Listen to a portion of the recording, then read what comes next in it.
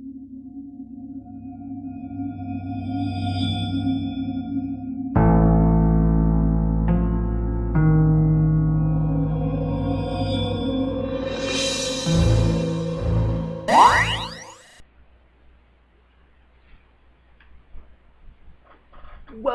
back once again to the imaginary gallery. It's TJ, your host. This is also the gay world of narcissism, part 2 of the previous episode, which was about open relationships. The first one was kind of negative. I'm not professing to be any kind of expert in open relationships. However, I'm here to share a viewpoint, especially as related to the cluster B monsters that exist out there. So I'm not here to say that, yes, I've been in an open relationship for the last 50 years, and it's been completely successful. No, I'm not here for that. The main problem, though, with these types of things is insecurity, which was mentioned before. So many people have their egos they want to keep fed, and to think that the person they're with would dare want to be with someone else, even though they themselves would love to. It's just a matter of being an adult. Just like when you're a child and you go into the classroom and you see 10 candy bars in the classroom and you think, ooh, I want those 10 candy bars, and you reach out to grab them, but then you find out you only get one because there are 9 other students. Well, you still want those 10 candy bars, and if no one's looking, you're going to take them. Well, that is childhood. When you become adults, things should change. But the other thing I mentioned in the previous video is open, honest communication. Well, when you're dealing with a cluster B monster, it's all facade.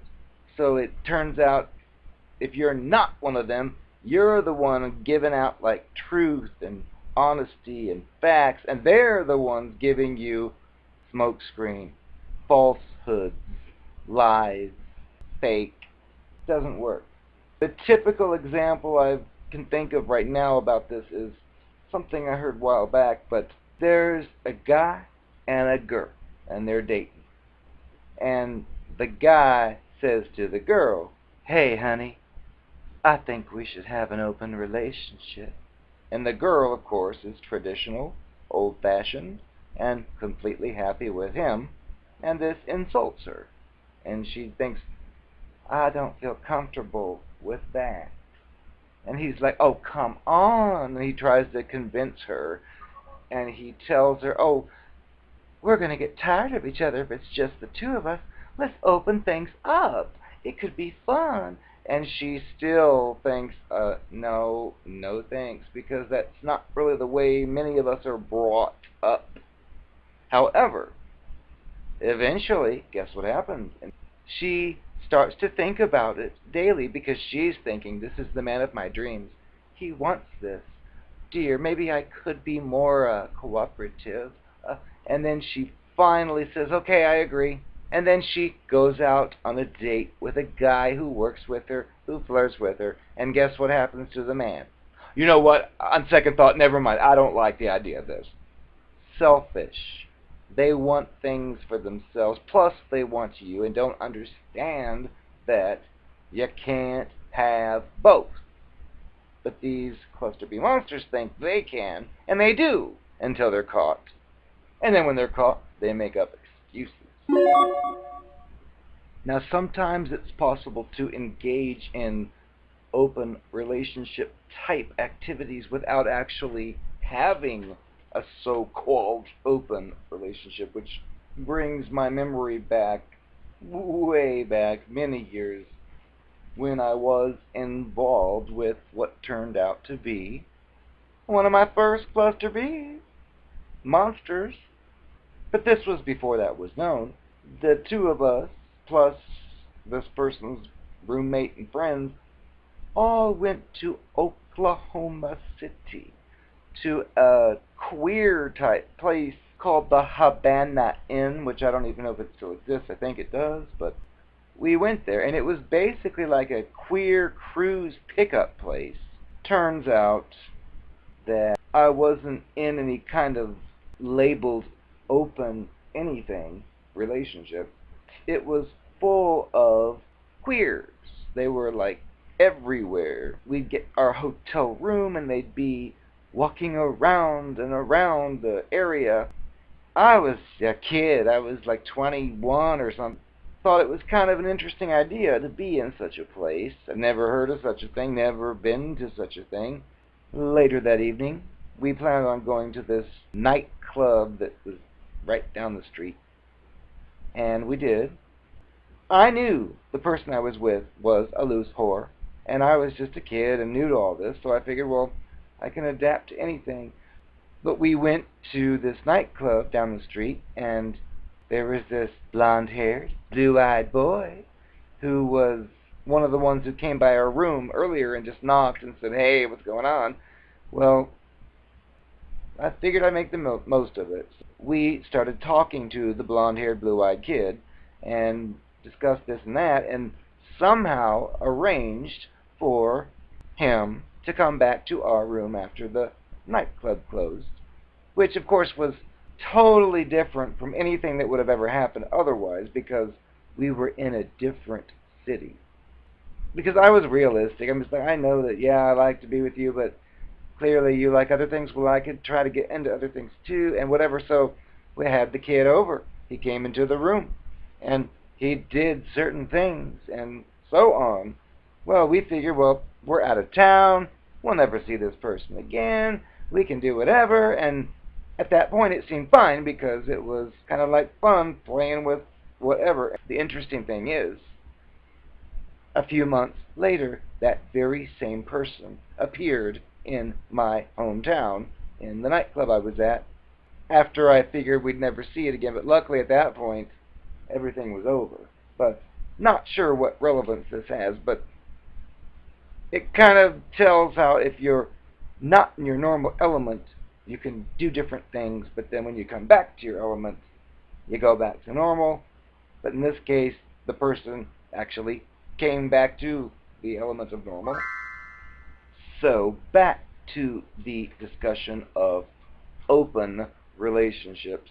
I told you there'd be a positive side, so here it is. There are examples of open relationships that actually are successful, and example number one, but I had gone to this nightclub. There was this couple there. I was with a friend of mine, and one of the couple was like flirting with my friend and whatever, and I just figured that's what happens when you go out in public. Well, then later that evening I saw that same flirter with this other person, and they were like hugging each other and kissing each other outside the nightclub, and I figured, what's going on here? A few minutes ago I didn't say this, but I'm thinking, you were flirting with him, and who's that? Well, it turns out this was one such couple. Now, I'd gone out other times, and there were two. There was the tall blonde, and there was a short, dark-haired one. Well, the tall blonde I would see independently elsewhere and just notice and thought, oh, yeah, and would talk to it. Well, I guess didn't know at the time, but this short, dark-haired was also his partner, and I guess they had an open relationship, which I did not know any of this. And then I would see the dark-haired one and like ignore it because I was interested in the blonde. Well, many months later, I was at a different place, and the dark-haired one was there, and I didn't even put two and two together or have a clue who's who, but I noticed the dark-haired one and was just like being friendly with the dark-haired, saying, hi, haven't I seen you before? Because I knew I had, but I didn't know from where, and didn't place together any of this other stuff. And we spoke. Well, shortly after, the dark-haired approached me again and said, hey, I'm here with the tall blonde that I used to look at all the time. Would you like to come back to our apartment afterward? And I said, oh, are you sure? And he's like, yes, we've talked about it. Which tells me here we go back to the insecurity, because up to this point I hadn't paid any attention to this short dark-haired one until that one night. And I could imagine the conversations with the tall blonde saying, hey, how about that one? Recruit that one. And the short dark-haired one saying, no, he doesn't even talk to me. So they'd say, okay, no, because one would feel insecure. Well, I didn't know any of this, but here I was paying attention to the dark-haired one, and then all of a sudden the doors opened. And so they must have their own rules amongst themselves.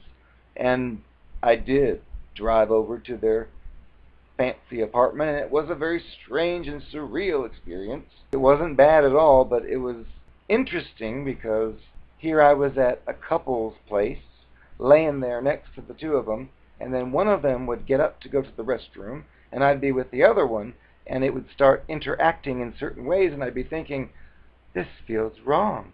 This feels like I'm sneaking around behind someone else's back. And then he would go to the bathroom, and the other one would come back, and the same thing would happen. I think, this is surreal. They were encouraging all this, and it was just strange because, again, I was very, very young. But that's just an example that tells you there are some couples out there who have such open relationships successfully because they were together for a very long time, and I haven't seen them now lately in years, but that's one example. Another would be, I wasn't personally involved with, but there was this guy and this other guy who did the same type of thing and actually recruited a third guy that I went to high school with and worked with, and they had a threesome whatever for the longest time, which I suppose there might be variations. There could be couples who pick the random trick here and there for fun, and there could be the couples who pick one other trick to pull into their game. And I have also witnessed other open such relationships that had disastrous results. Things I don't completely understand. For example, there's a couple that lives together and has such an arrangement and happens to go onto a computer to organize such an event, and then leaves the computer open and on, and then the partner comes home and finds it and throws a fit. You see, I think it's just kids. It's kids who don't know what they want. They're not sure how to go about it. Many times they're connected in some way financially, so they're together for one reason, but at the same time they don't know how to deal with their other desires. Or there could be the other type of couple who actually engages in open and honest communication, which is probably the exception to the rule. But then I've seen other examples of a specific individual who states he's open relationship minded and yet wants to find someone to be with, which on one hand you could say, well, he just can't commit to anything, and on the other hand you might say, well, he's being realistic with the fact that, as we've mentioned, so many options exist. It's kind of hard to put all your eggs in one option basket, at least in this day and age.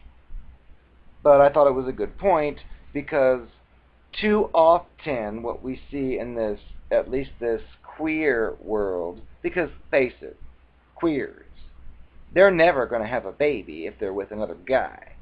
It's not going to happen. Unlike if you're a straight man and you screw the girl of your dreams and she gets pregnant, then you have to start thinking, well, do I want to stay with her, even though Candy Cantaloupe's over there is pretty hot, and she flirted with me. You don't have those types of dilemmas. So if you're a fag, you can spread your seed anywhere, and that's what it's designed to do. So it's not the same. But back to this guy I was mentioning. I read his entry on his online profile on one of those phone application things that tells you how many inches away the people are.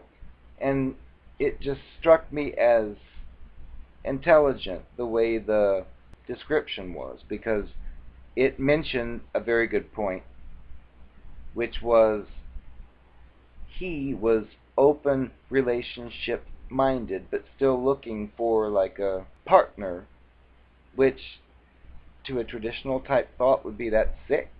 But when I read the narrative below, it said something like he would like to do what I just mentioned, but the part that caught my attention was that too many of these queer dating partners, they feel the need to do the compartmentalization type thing where, oh, you're the one for me, and then sneak off with another person privately.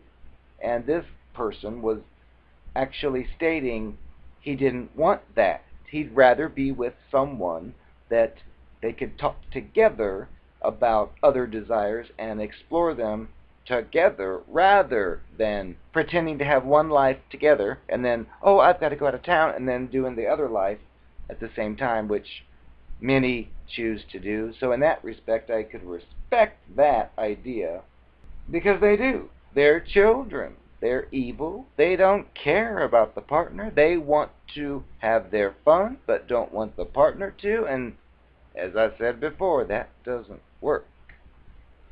In conclusion, the open relationship deal would only be possible with the open and honest communication.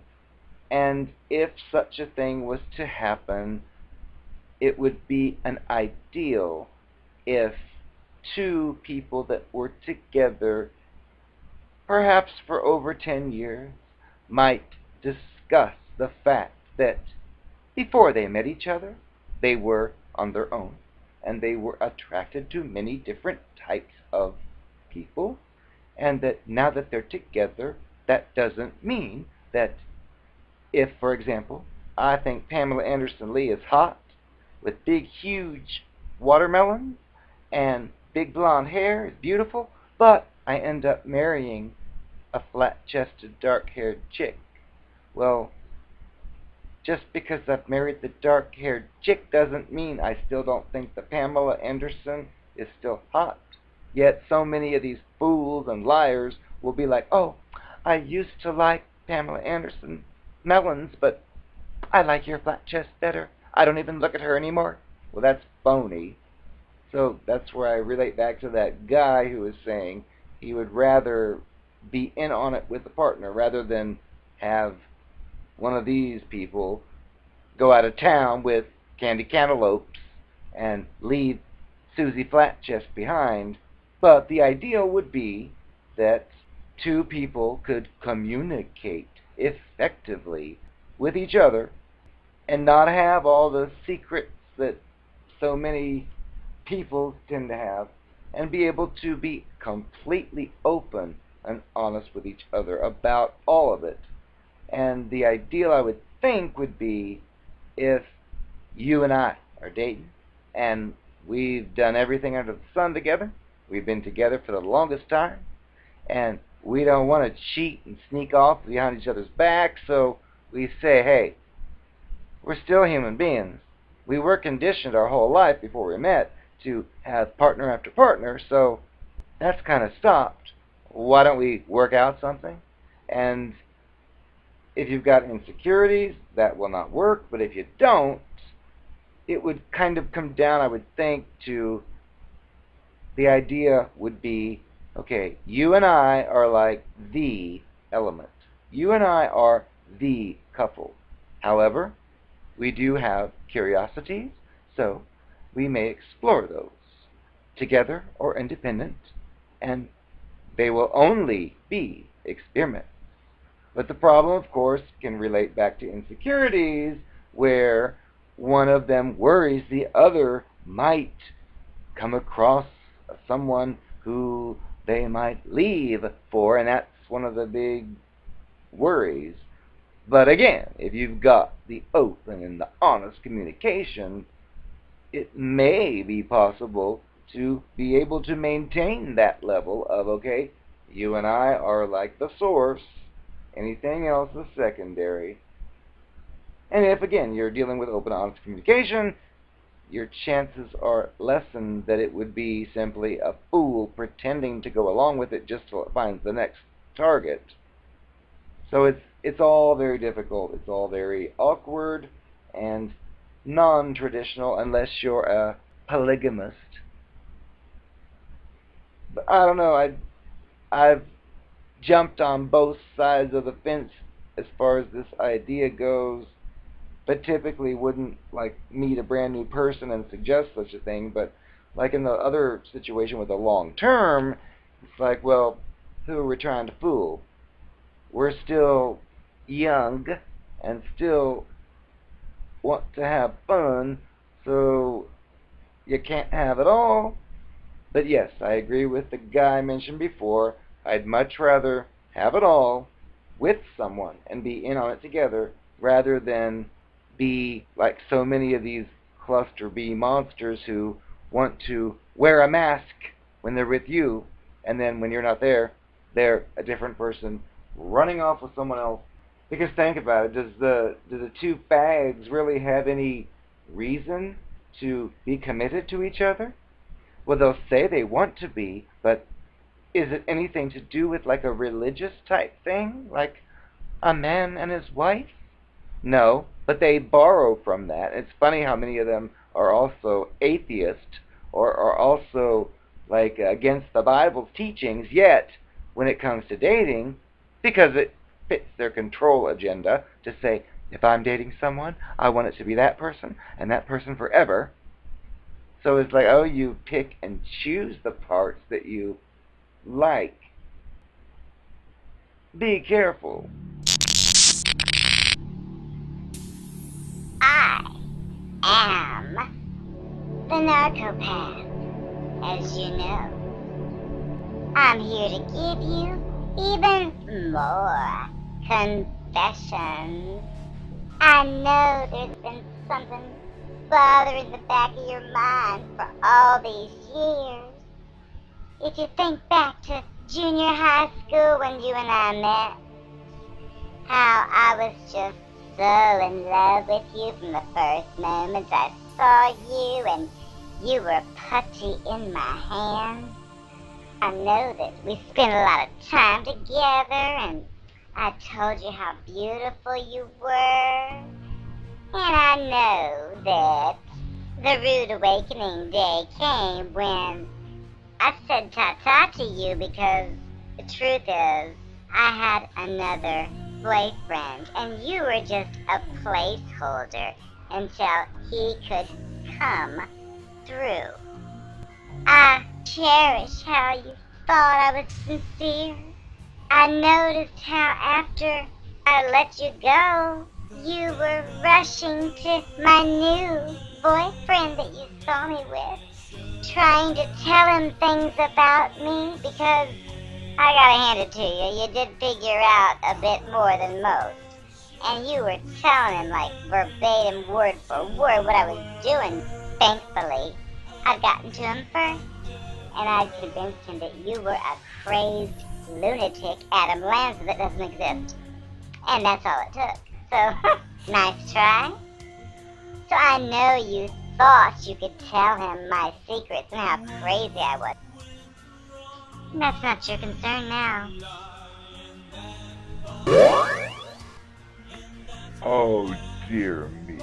I came across one of your old letters you wrote to me so long ago after I came to you that night, telling you I couldn't stop thinking about you even though I had ignored you for at least 6 months prior, and you fell for it. And you welcomed me back into your home and into your arms and into your bed. Remember that? I know that you're a little concerned because after that explosive firework evening, I vanished. I know that really hurt you. And I know you probably wonder where I went and what I did. Since this is narcopathic confessions, I'll tell you. Well, the truth is, my boyfriend and I broke up right before I seduced you. The whole time you and I were together and all those times I was not available for comment, I was desperately trying to get things back together with him. Well, I'm very clever. I'm very ingenious, and I finally got him hooked back in. I know that during that 6-month absence when I showed up, you thought that you could rekindle our romance, but the next day I got that call from him because my other scam worked. I just disappeared. I didn't think you needed to know because I might need you in the future. And if you knew what I did this time, I might not have that option. I'm smart. I think about the future. Look, you're really pushing it. I think I've given you enough confessions for the evening. Well, since you want more, and you've mentioned the word sex, figured might as well tell you now, in case you didn't know. One of the reasons why I swore to you day and night that there was nobody else was because I am a risk taker. As far as condoms go, those disgusting balloons, if you're going to put one of those over your rocket, I might as well not even do it, because I don't like that. But I knew that if you knew that I was with the whole football team unprotected, if you knew that I was also with your friends and relatives unprotected, you wouldn't dare put your little rocket inside my Virginia. So I pretended to be devoted to you, and to you only, and you bought it. And as a result, I got the raw bareback love I wanted, and... There you go. Plus, my insides were full of so much fluid, not just yours. You added to the fluid, but oh, it gave me a thrill to go throughout the day, knowing that I might drip a little here, or drip a little there, and wonder whose it was. Oh! Oh. You asked for it, honey. You got it.